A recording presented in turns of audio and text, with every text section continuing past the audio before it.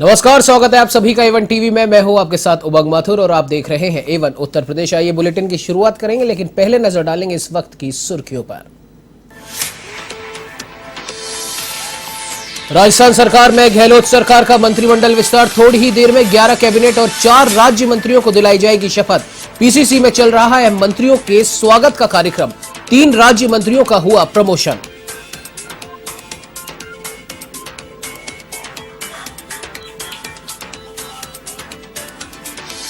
उत्तर प्रदेश में योगी सरकार की चिकित्सा महकमे को बड़ी सौगात। मुख्यमंत्री योगी ने 313 विशेषज्ञ चिकित्सकों को सौंपे नियुक्ति पत्र।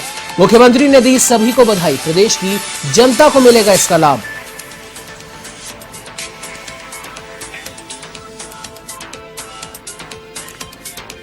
कन्नौज में भीषण सड़क हादसा। रोडवेज बस ने ट्रैक्टर ट्रॉली को मारी टक्कर। सड़क दुर्घटना में 1 की मौत, 7 घायल। धान बेचकर लौट रहे थे ये सभी किसान।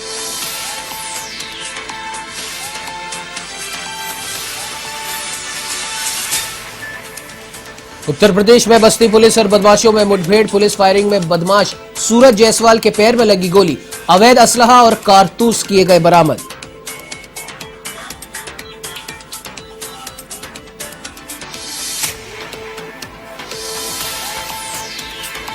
अयोध्या के इनायत नगर इलाके में वृद्धा की हत्या। घर में सो रही वृद्धा की अज्ञात बदमाशों ने धारदार हथियारों से की हत्या।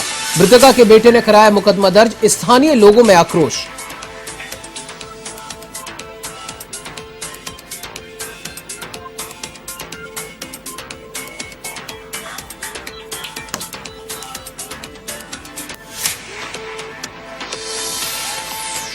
अब आइए बुलेटिन की शुरुआत करते हैं विस्तार से। आपको बता दें कि उत्तर प्रदेश के अमरोहा के गजरौला पहुंचे कांग्रेस प्रदेश महासचिव सचिन चौधरी की एक प्रेस वार्ता हुई, जिसमें उन्होंने प्रधानमंत्री नरेंद्र मोदी के कृषि कानूनों को वापस लिए जाने के ऐलान को एक राजनीतिक स्टंट बताया। उन्होंने कहा कि ये कानून राहुल गांधी की वजह से वापस लिए गए, क्योंकि राहुल गांधी ने इसके लिए बड़े पैमाने पर आंदोलन चलाया था। उन्होंने कहा कि अभी भी जो किसान इस आंदोलन में अपनी जान गंवा चुके हैं, उन्हें इंसाफ मिलना बाकी है और इस पूरे मामले की उन्होंने एक बड़ी जांच एजेंसी से जांच कराने की मांग की है। रोंद रहे हैं। लखीमपुर की घटना आप देख लीजिए। आप जो गाजीपुर बॉर्डर है, उस दिन की घटना देख लीजिए, जिस दिन टिकैत साहब रोए थे। आप लोग क्या मैसेज देना चाह रहे हैं? सरकार क्या मैसेज देना चाह रही थी कि हम जो कर दिया फाइनल है? देखिए, ये हिटलर का देश नहीं है नरेंद्र मोदी जी, ये भारत है। यहाँ पे आप सांसें लेने को तरक्की नहीं कह सकते। अगर आप जिंदा हैं, आप कोरोना से बच गए, तो आप समझ लीजिए तरक्की हो गई। ये वो देश नहीं है। ये पाकिस्तान नहीं है, ये हिंदुस्तान है और यहाँ सब लोग इकट्ठे रहते हैं। यहाँ आप धर्म की राजनीति समाप्त करें और सिर्फ मुद्दे की बात करके ये बताएं कि नोटबंदी से क्या फ़ायदा हुआ, CA/NRC से क्या फ़ायदा हुआ, किसानों का बिल जो आपने लाए थे इससे क्या फ़ायदा हुआ, और बिल अगर इतने अच्छे थे तो वापसी क्यों किए? और जब राहुल जी कह रहे थे तभी वापसी कर लेते तो इतने लोग कम से कम शहीद नहीं होते। तो वही उत्तर प्रदेश विधानसभा चुनाव 2022 जीतने के उद्देश्य से समाजवादी पार्टी और उसके समर्थक अब जुट गए हैं और लगातार सम्मेलनों के जरिए जनता को पार्टी के साथ जोड़ने के लिए तत्पर हैं। ऐसे में आज अल्पसंख्यक सभा समाजवादी पार्टी के राष्ट्रीय अध्यक्ष मौलाना इकबाल कादरी महाराजगंज के नौतनवा पहुंचे। इस दौरान समाजवादी युवा जन सभा के प्रदेश सचिव बैजू यादव ने मौलाना कादरी का जोरदार स्वागत किया और भगवान बुद्ध की मूर्ति उन्हें भेंट की। अपने संबोधन में मौलाना कादरी ने योगी सरकार पर जमकर निशाना साधा और महंगाई, बेरोजगारी समेत कई मुद्दों पर उन्हें घेरा। उन्होंने कहा कि एक बार फिर से उत्तर प्रदेश की जनता अखिलेश यादव को मुख्यमंत्री के रूप में देखना चाह रही है।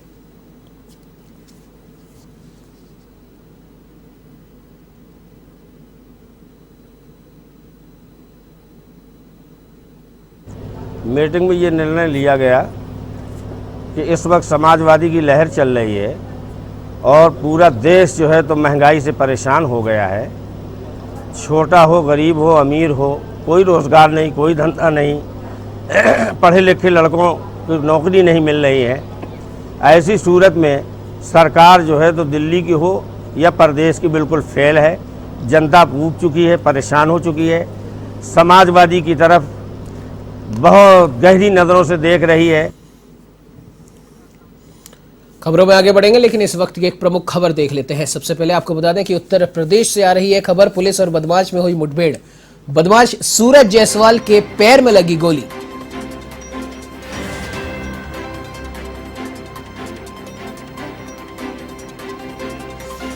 आपको बता दें बड़ी खबर आ रही है उत्तर प्रदेश से, जहां बदमाश सूरज जायसवाल के पैर में लगी गोली। दर्जनों लूट के मुकदमों में था ये वांछित।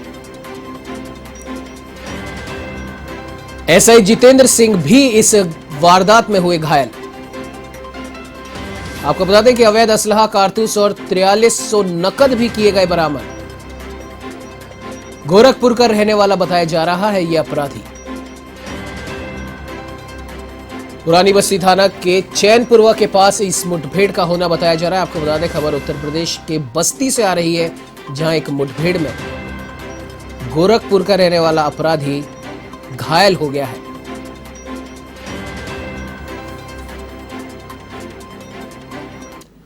चलिए बढ़ते अगली खबर की ओर। आपको बता दें कि अयोध्या के थाना इनायत नगर क्षेत्र के रजौपुर गांव में घर के अंदर सो रही बुजुर्ग महिला की धारदार हथियार से हत्या कर दी गई। मौके पर पहुंची पुलिस ने शव को कब्जे में लिया। मृतक महिला बारून बाजार में सब्जी की दुकान लगाती थी। घटना का पता तब लगा जब सुबह मृतक महिला के बड़े बेटे ने काफी देर तक घर का दरवाजा ना खुलने पर मां को आवाज लगाई, लेकिन कोई जवाब न मिलने पर छत के सहारे वो घर के अंदर दाखिल हुआ तो उनका शव खून से लहूलुहान देखा। एसपी ग्रामीण अतुल कुमार सोनकर ने बताया कि पोस्टमार्टम के बाद ही हत्या का खुलासा किया जाएगा।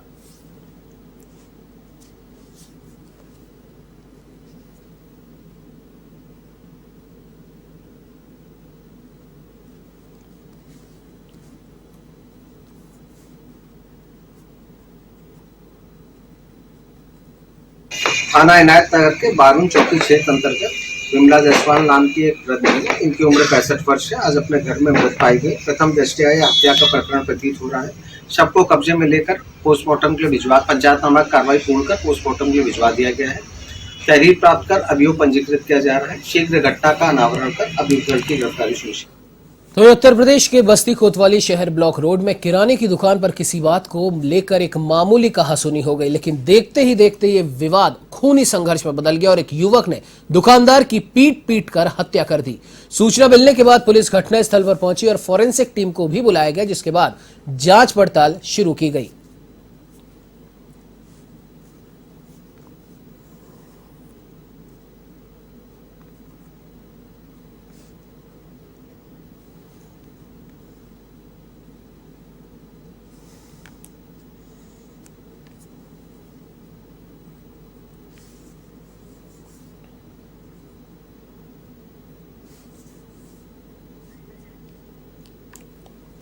बता दें कि उत्तर प्रदेश के कन्नौज में एक भीषण सड़क हादसा घटित हुआ।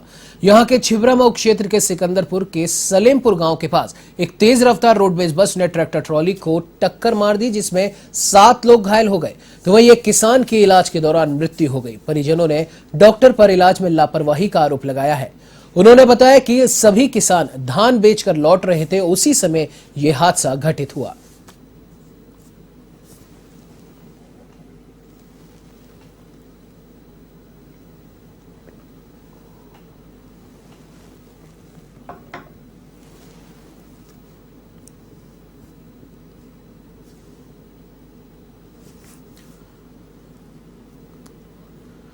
आपको बता दें कि उत्तर प्रदेश के कन्नौज में एक भीषण सड़क हादसा घटित हुआ है, जिसमें एक तेज रफ्तार रोडवेज बस ने ट्रैक्टर ट्रॉली को टक्कर मार दी। एक किसान के इलाज के दौरान इसमें मौत हो गई।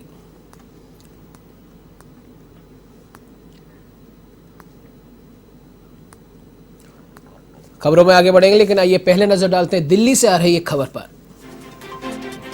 आपको बता दें खबर दिल्ली से है, जहां भाजपा अध्यक्ष जेपी नड्डा ने की संगठनात्मक नियुक्तियां।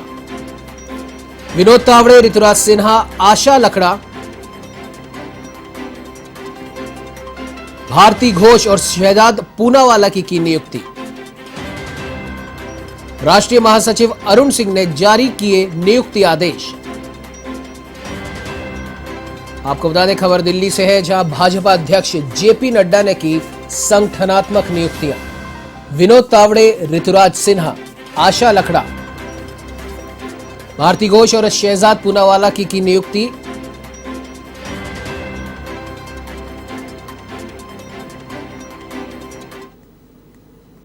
चलिए बढ़ते खबरों की ओर। आपको बता दें कि अयोध्या के राम कथा पार्क में सनातन धर्मी ब्रह्म समाज का एक बड़ा शंखनाद हुआ। यहां सागर सनातन धर्म की ओर से ब्राह्मणों की एकता और उत्थान के लिए शिविर का आयोजन किया गया। इस मौके पर शंकराचार्य स्वामी निश्चलानंद सरस्वती महाराज ने ब्राह्मणों से संगठित होकर सनातन धर्म को मजबूत करने का आह्वान किया है।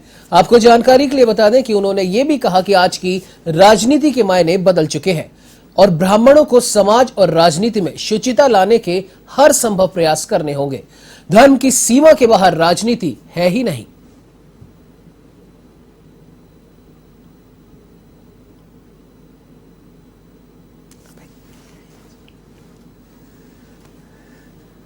आपको बता दें कि ब्राह्मणों को राजनीति में शुचिता लाने के लिए करने होंगे प्रयास। सनातन धर्मी ब्रह्म समाज ने आज एक बड़ा शंखनाद किया है। ब्राह्मणों की एकता और उत्थान के लिए विभिन्न कार्यक्रमों का भी आयोजन करना होगा, ऐसा कहना था शंकराचार्य स्वामी निश्चलानंद सरस्वती महाराज का। उन्होंने कहा कि ब्राह्मणों को राजनीति में शुचिता लाने के लिए अब तमाम प्रयास करने होंगे।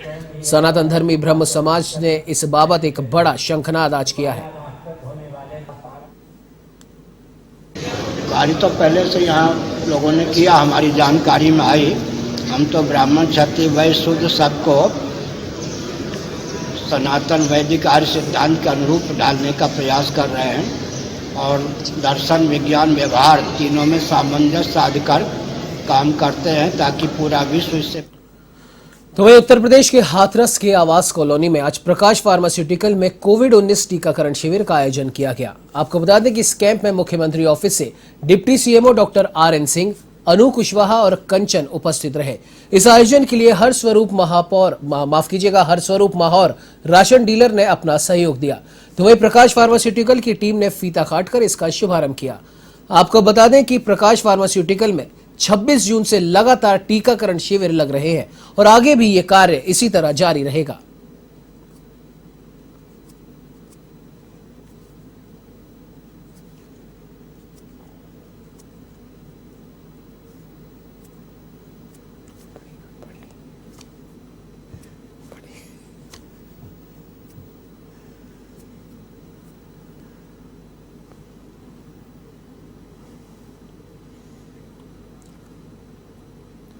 तो वहीं शाहजहांपुर में पुलिस ने नशीली दवाओं का अवैध कारोबार करने वाले मेडिकल स्टोर पर छापेमारी की है। इस दौरान मेडिकल स्टोर के अंदर से भारी मात्रा में नशीली दवाइयां और इंजेक्शन बरामद किए गए।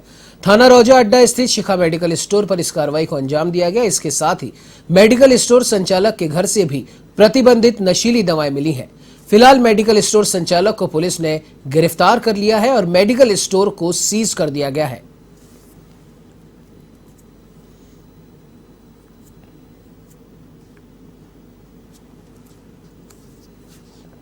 रोजा पुलिस ने एक महत्वपूर्ण सफलता पाई है। इन्होंने शिखा मेडिकल स्टोर जो चर्च कॉलोनी में चलाता है, इसके मालिक श्रवण की गिरफ्तारी की है। इसके पास से नशीले इंजेक्शन बरामद हुए हैं और इनके खिलाफ अभी पंजीकृत करके कार्रवाई की जा रही है। स्थानीय लोगों द्वारा इसमें संतोष व्यक्त किया गया है कि नशीले इंजेक्शन लेके वहाँ के युवक और लड़के चोरी आदि घटनाएं करते थे। इस प्रकार गलत कार्यों में लिप्त था, इसके खिलाफ कार्रवाई